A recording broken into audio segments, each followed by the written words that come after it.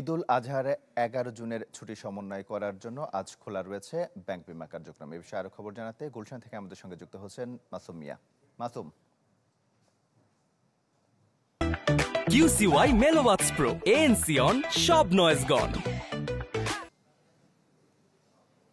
তমাল, আপনি যেমনটি বলছিলেন, ঈদকে কেন্দ্র করে টানা 10 দিন আসলে সরকারি বেসরকারি প্রতিষ্ঠানগুলো বন্ধ রাখার একরকম সিদ্ধান্ত নিয়েছে। তার মধ্যে আসলে ব্যাংক এবং পুঁজিবাজার অন্তর্ভুক্ত।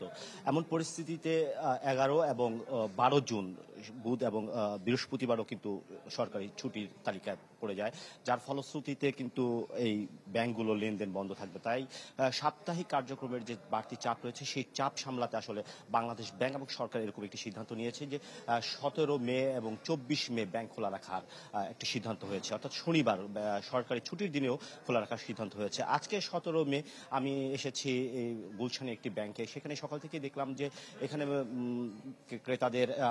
ক্রেতাদের একরকম আনাগোনাও আমরা লক্ষ্য করেছি।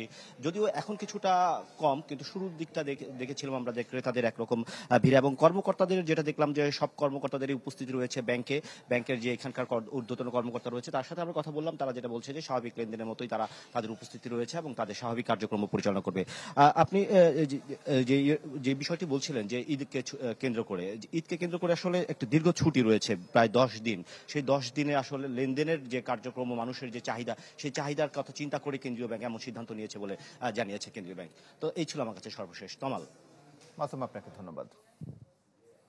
গুলশান থেকে আমাদের সঙ্গে যুক্ত হয়েছিলেন মাসুম মিয়া।